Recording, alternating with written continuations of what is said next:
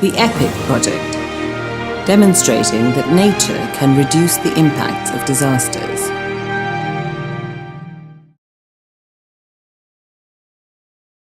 Ecosystems provide us with a range of life-sustaining services: food, water, wood, medicines, fuel and fuel wood, the air that we breathe. They regulate disease, form soil, decompose waste, cycle our nutrients, absorb and store carbon, and pollinate our crops. Ecosystems also protect us from extreme weather events.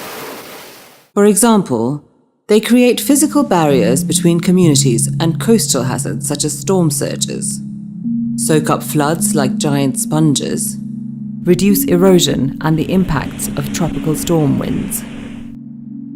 Ecosystems are therefore central to two nature-based approaches to climate change adaptation and disaster risk reduction: ecosystem-based adaptation, or EBA, and ecosystem-based disaster risk reduction, or eco-DRR.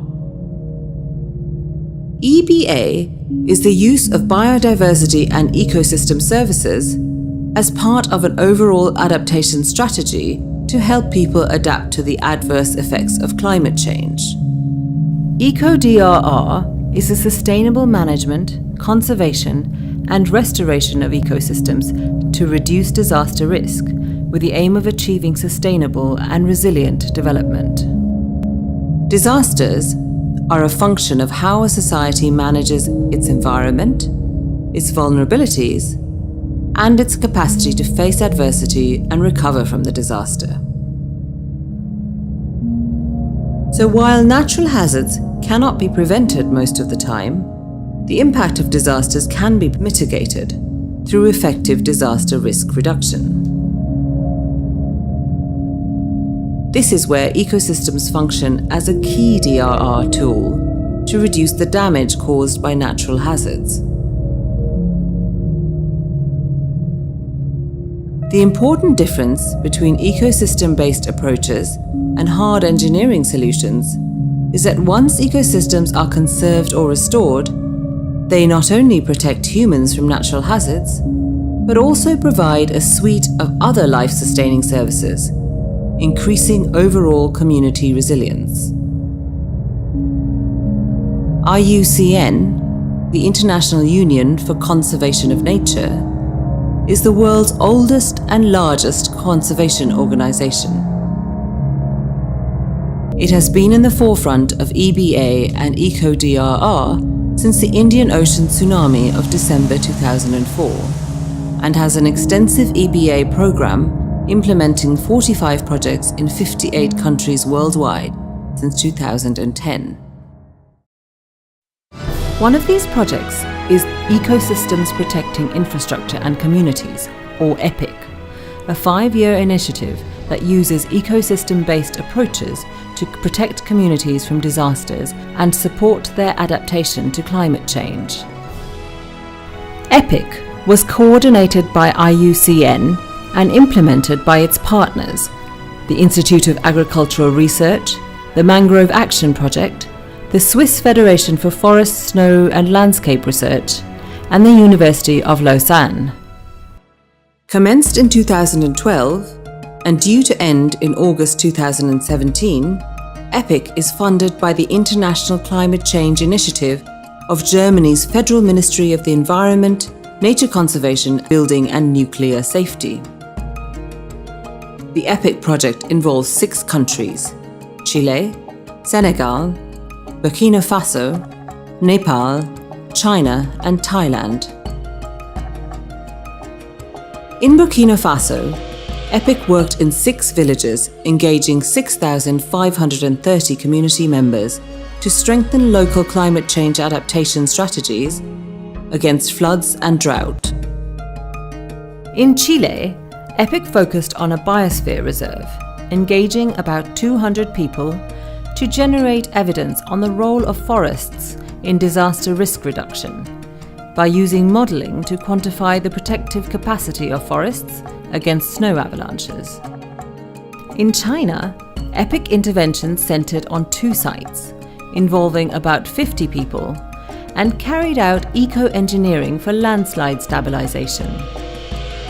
In Nepal, EPIC worked in 3 villages with about 350 community members to restore slopes and promote eco-safe roads to reduce landslides.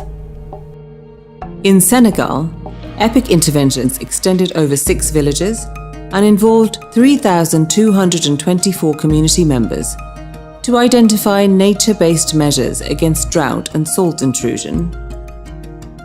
In Thailand, EPIC worked on 2 abandoned shrimp pond sites, engaging about 350 community members to carry out community-based ecological mangrove restoration against storm surges and other coastal hazards. The objective of this global project was to contribute to community resilience by documenting scientific evidence, building capacities to understand vulnerabilities and take action by using best practices, and promoting effective policies for integrated approaches to disasters, climate change and environment management. In its short duration, EPIC has achieved much. The single most valuable contribution of the EPIC project has been the creation of awareness about eco-DRR in all EPIC countries. सामान्य प्रविधि गर्यो भने पनि जमिन संरक्षण गर्न सकिन्छ भन्ने खालको कुरा के हो भने समुदायले सिक्यो हैन विद्यार्थीले आफूले लर्निङ गरिरहेको आफ्नो विद्यालयको साइडमा भइरहेको कामले हेरेर निरीक्षण गरेछ र उले आफ्नो घर समुदायमा टोलमा पनि यस खालका कुराहरु गर्न सकियो भनेदेखि हामीले हाम्रो ठाउँमा भएको नोक्सानलाई अथवा त्यहाँ हामीलाई चाहिँ के छ त्यसलाई रोकथाम गर्न सकिन्छ भन्ने खालको उले त्यो सिक्यो. In Chile, China, Nepal, Senegal and Thailand, the concept of eco-DRR has now been accepted and is in the lexicons of national governments. In Burkina Faso, eco-DRR and EBA have been integrated into the approaches of local and regional governments. In addition, policy advocacy has been exceptional in several of these countries. In Chile, EPIC has supported the positioning of eco-DRR in the Biosphere Reserve and at national levels through multi-stakeholder dialogues. It has also established a foundation to integrate this approach into multiple national policies. In Nepal too, the concept of eco-safe roads has been integrated into an umbrella framework for conservation in the country. In Thailand, IUCN signed a Memorandum of Understanding with the Department of Marine and Coastal Resources. This paves the way for the integration of community-based ecological mangrove restoration into government policy and practice. Given EPIC's successes, it is important to identify lessons learnt during this project, so that in future IUCN may build upon these achievements. Lesson 1. Investing in capacity building across the range of stakeholders brings valuable dividends. In all countries, several workshops were held to raise awareness of local stakeholders on climate change, disaster risks in their area, and nature-based approaches to respond to those risks. In addition, in most countries, capacity building workshops were also held to train communities on a range of topics: nursery development and maintenance, and assisted natural regeneration in Burkina Faso and Senegal, bioengineering in Nepal, and community-based ecological mangrove restoration in Thailand, setting the stage for later implementation by investing in creating awareness was crucial to the success of the project. Lesson 2. Involving communities in identifying solutions leads to better community ownership.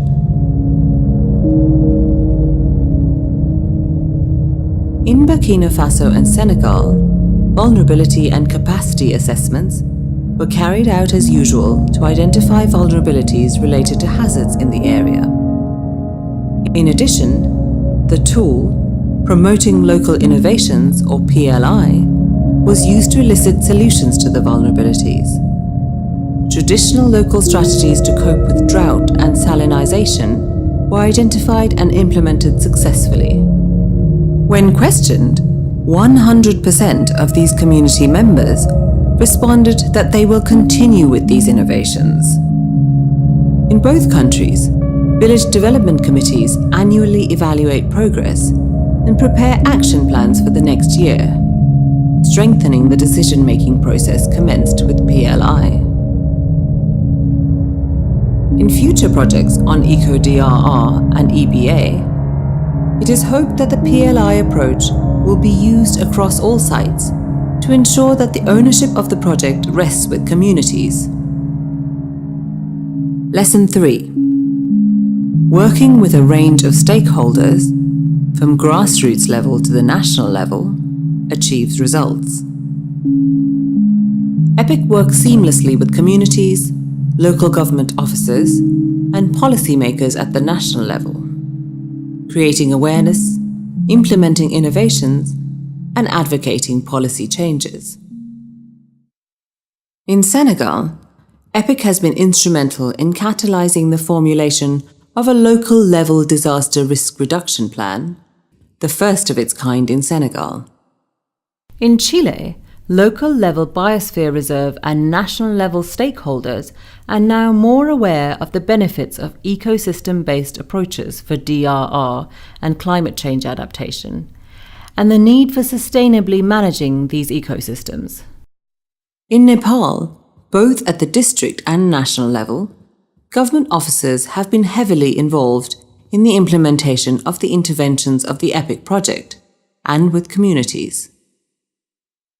Ensuring a balance among the range of stakeholders is essential to ensure influence in both implementation and policy. Lesson 4. Using communities to direct implementation and using science to measure the impacts of implementation and in turn inform policy is excellent. The case study in 3 villages in Nepal is an excellent example of how science-generated knowledge showed clearly the reduction of erosion after bioengineering interventions. Analysis also showed the economic benefits of bioengineering over civil engineering. In one village, villagers are now able to harvest, use as fodder, and sell broom grass used for slope stabilization, thus receiving an income from the bioengineering intervention. The funds are used to maintain the bioengineering works.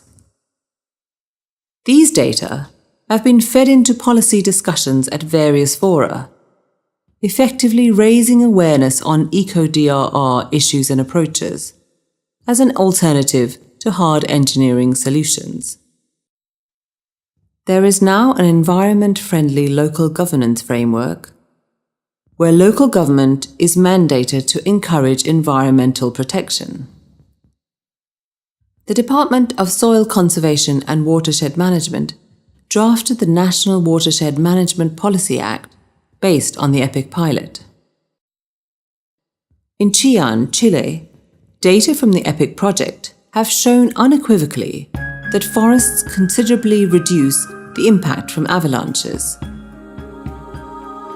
These results are being used to influence multiple policies in different ministries. The National Plan for Adaptation to Climate Change in Biodiversity, prepared by the Ministry of Environment. EPIC results will likely influence the Regional Land Use Plan, which is currently being formulated, as well as future actions by the Ministry of Public Works at the study site. In Thailand, the Department of Marine and Coastal Resources and IUCN have agreed to collaborate on research into community-based ecological mangrove restoration on a state demonstration site. Although EPIC was a small project, the model it used to demonstrate eco-DRR and its learning framework can be applied easily to future projects to ensure the integration of eco-DRR into government policy and practice.